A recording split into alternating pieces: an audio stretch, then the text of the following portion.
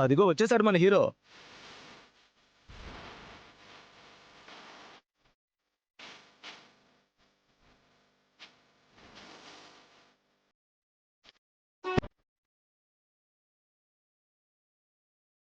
ఇవిగో అమ్మా, స్వామివారికి సమర్పించాల్సిన బట్టలు.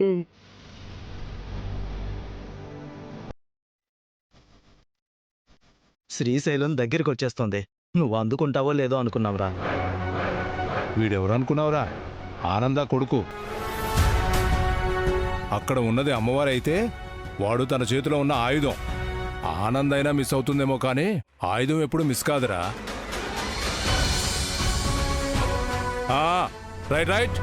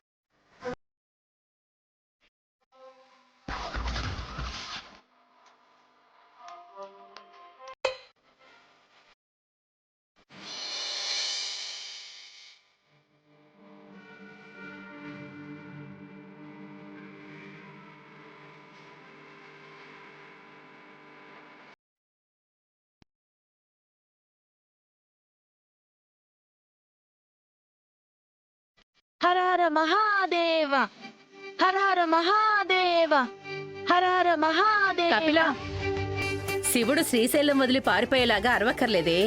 మెల్లగా శివశివ అన్నా కూడా సరిపోతుంది. పద.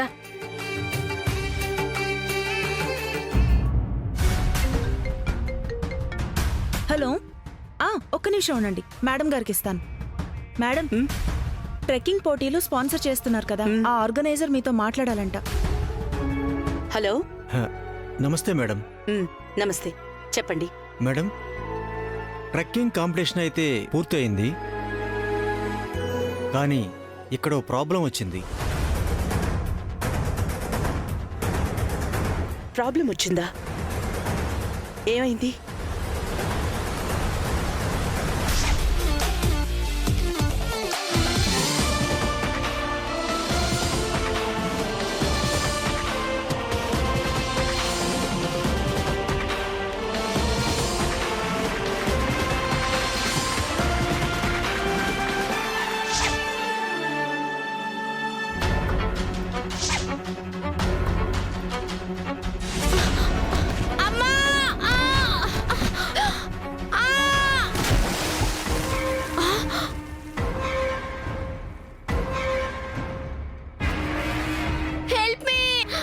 నువ్వేం భయపడద్దు. నువ్వు హెల్ప్ మీ. ఆ చెయ్యవు. Please help me, please. నువ్వేం భయపడద్దు.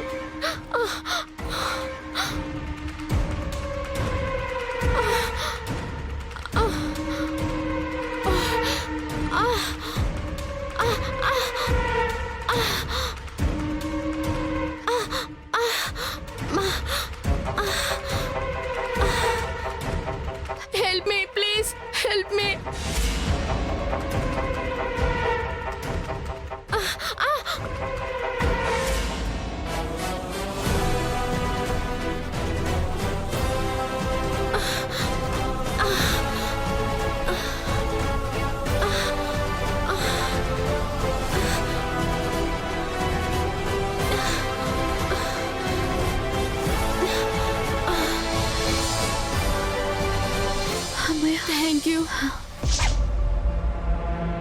ముందుగా టార్గెట్ రీచ్ అయిన ఆ పెద్దమ్మాయిని విన్నర్గా ప్రకటించాలా, ప్రాణాలు కాపాడిన చిన్నమ్మాయిని విన్నర్గా ప్రకటించాలా అన్నది తెలియట్లేదు మేడం.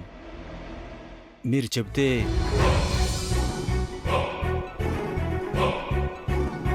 ఒక్కసారి కోల్పోతే తిరిగి సంపాదించుకోలేంది ప్రాణాలే కదండి.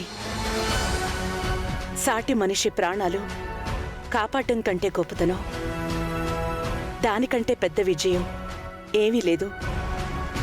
తనతో పాటు వస్తున్న తోటివారి ప్రాణాల్ని కాపాడిన ఆ అమ్మాయినే విజేతగా ప్రకటించండి. అలాగే మేడం. ఈ ట్రెక్కింగ్ కాంపిటీషన్లో ఒక అమ్మాయి ప్రాణాల్ని కాపాడిన ఈ అమ్మాయినే విన్నర్గా ప్రకటిస్తున్నాం.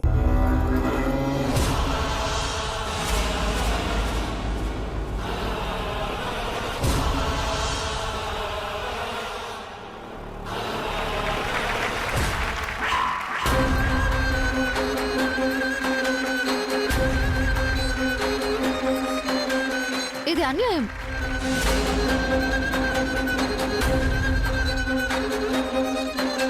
పోటీలో గెలిచింది మా అక్క అయితే నన్ను విన్నర్గా ప్రకటిస్తున్నారేంటి?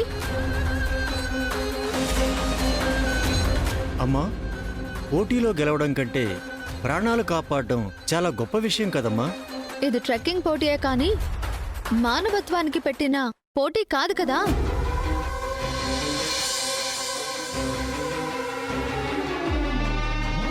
రూల్ ప్రకారం టార్గెట్ ఎవరైతే ముందు రీచ్ అవుతారో వాళ్ళే విన్నర్. మా అక్క చేసింది అదే కదా. కానీ నువ్వు నీ తోటి పార్టిసిపెంట్ ప్రాణాపాయ స్థితిలో ఉంటే కాపాడావు కదా. అందుకే మా స్పాన్సర్ మేడం కూడా నిన్నే విజేతగా ప్రకటించమని చెప్పారమ్మా. నేను మిమ్మల్ని కానీ మీ స్పాన్సర్స్ చెప్పిన మాటల్ని కానీ తప్పు పట్టట్లేదండి. ప్రాణాలు కాపాడడం అనేది మానవత్వానికి సంబంధించిన విషయం. కానీ పోటీకి సంబంధించినంత వరకు గెలుపే కదా ముఖ్యం. మీరు నిజంగా నన్ను అభినందించాలి అనుకుంటే రూల్ ప్రకారం మా అక్కని విన్నర్గా ప్రకటించండి. అదే నాకు పెద్ద బహుమతి. ప్లీజ్.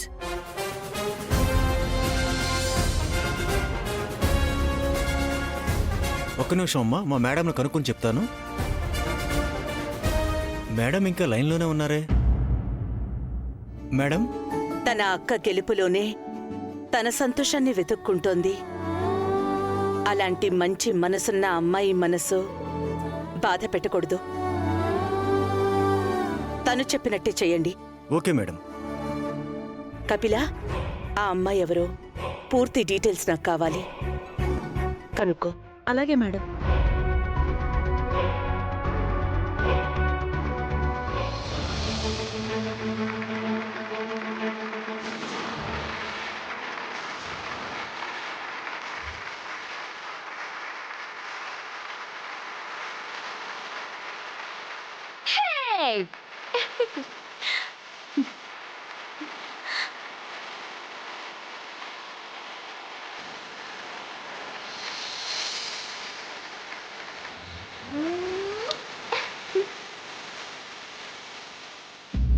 నేను దీనికి జన్మనిస్తే నువ్వు పునర్జన్మనిచ్చావు అయ్యయ్యో, తల్లి. భలేవారండి.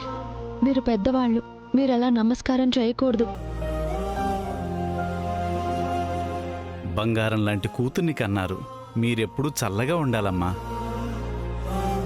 ఉంటామండి.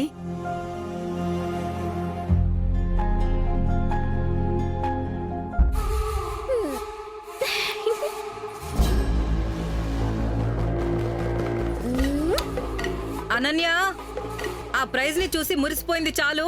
ఇకరా ఫ్రెష్ అయ్యి దర్శనానికి వెళ్ళాలి.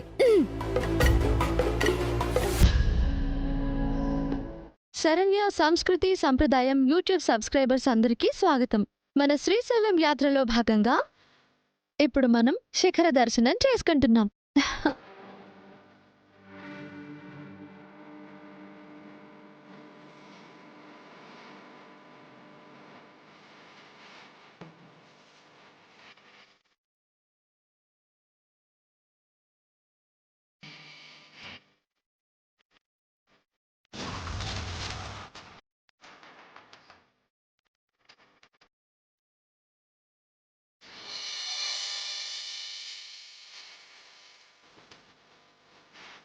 ఇప్పుడు మనం శిఖర దర్శనం చేసుకుందాం. శరణ్య, ఇప్పుడు కూడా ఏంటి ప్రశాంతంగా దేవుణ్ణి దర్శనం చేసుకోకుండా? అమ్మా, ముందు నా యూట్యూబ్ వ్యూవర్స్కి చూపించాలి కదా.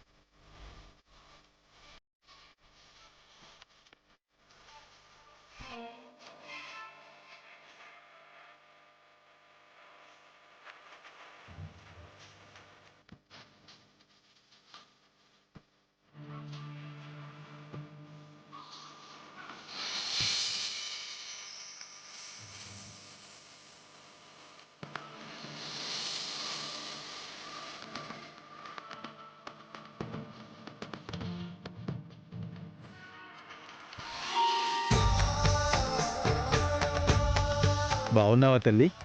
బావున్నాను పంతులు గారు. ఈ సంవత్సరం నేసిన మొదటి చేనేత వస్త్రాలు స్వామివారి కోసం.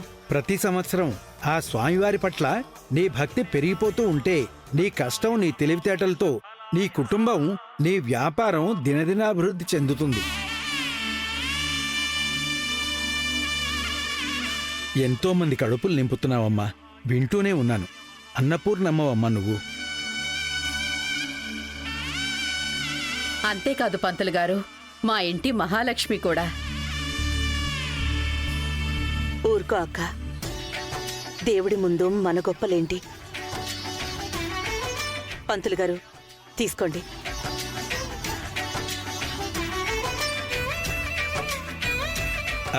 అమ్మా, మీ గోత్రనామాలు చెప్పండి. వీసా వారి ఇంటి వాళ్ళం, పవిడి వాళ్ల గోత్రం. ఆయన కోటేశ్వరరావు, నక్షత్రం అశ్విని, మరిది రాజేశ్వరరావు, పునర్వసు, చెల్లెలు ఆనంద భైరవి, మఖ.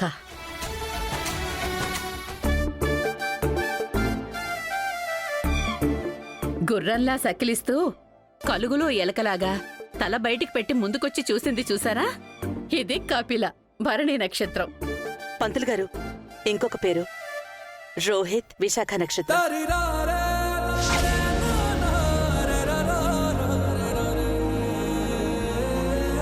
మనంతరం ఒకటే.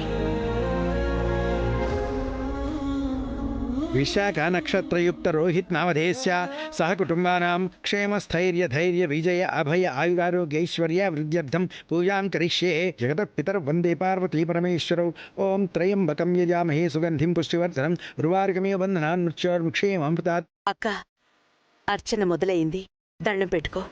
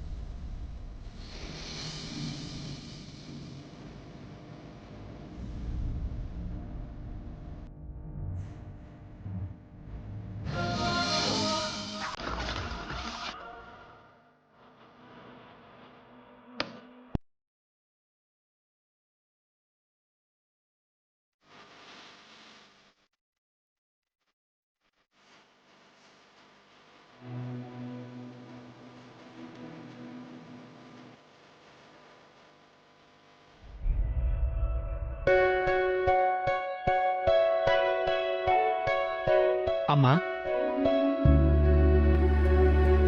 ఈ శ్రీశైలం మల్లన్న సన్నిధిలో మా అమ్మాయి పెళ్లి చేయాలనుకుంటున్నాం. తమకి తోచిన సహాయం చేయండి. ఒక్క నిమిషం నాన్న. ఆ?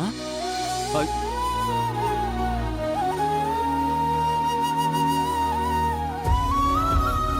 చాలా సంతోషం అమ్మా. మీ కుటుంబం చల్లగా ఉండాలి.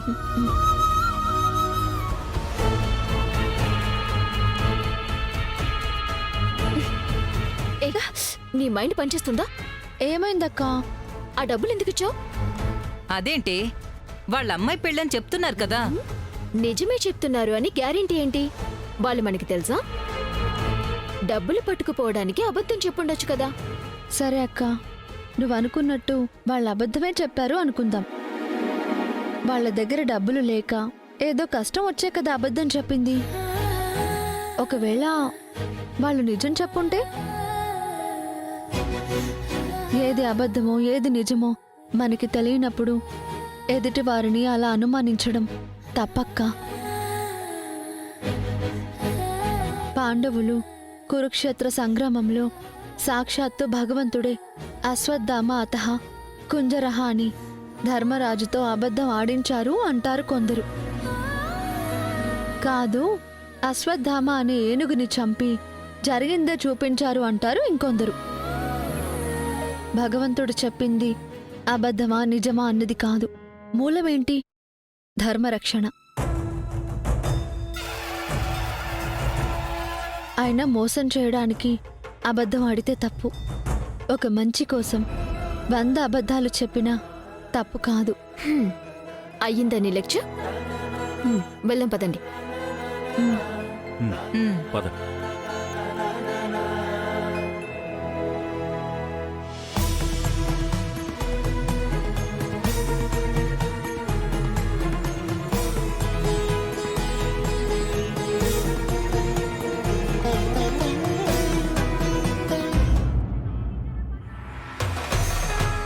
అక్క ఎక్కడికెళ్ళింది?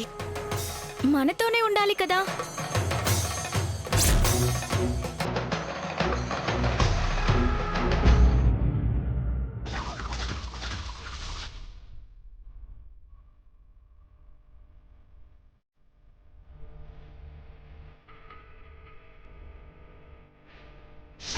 అమ్మా, తనని ఇంకొక మాట అన్నా అమ్మ అనే మర్యాదని కోల్పోతాం.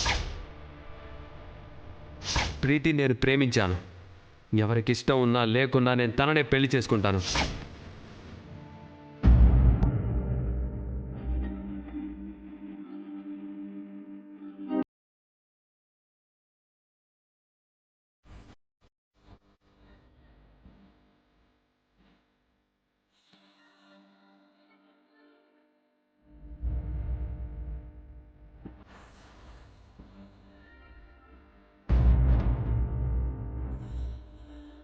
ఏంటక్క ఇక్కడికొచ్చి కూర్చున్నావు? గుడిలో వాడి పేరు ఎందుకు చెప్పావానందా? తను కూడా మనింటి బిడ్డే కదక్క. రోహిత్ నీ కొడుకే కదా. నా కడుపులో ఉన్నప్పుడు అడ్డం తిరిగి ఏడిపించాడు. పెద్దయ్యాక మనందరినీ కాదు అనుకుని పెళ్లి చేసుకుని వెళ్ళిపోయాడు. ఇప్పుడు ఇంకా ఏడిపిస్తున్నాడు. వాడిదేనా ప్రేమ, మనది కాదా మరి?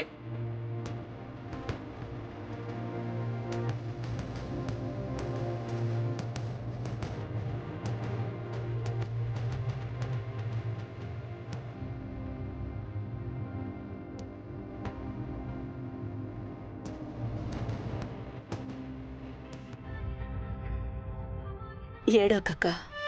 చిన్నప్పుడు బిడ్డ గుండెల మీద తంతుంటే ఆనందంగా ఉంటుంది ఆనంద. కానీ అదే పెద్దయ్యాక తంతే బాధ కాక ఇంకేముంటుంది? అసలు ముందుగా మనతో ఒక్క మాటైనా చెప్పాడా వాడు? ఏదో ఒక రోజు తను అర్థం చేసుకుంటాడు. అదంతా ఆ భగవంతుడే చూసుకుంటాడక్క. భగవంతుడు, ఆయనకి 2 పిల్లలు ఉన్నారు కదా. నాలాగా గుండెల మీద తన్నే ఒక కొడుకుంటే నా బాధ ఏంటో ఆయనకు అర్థమయ్యేది.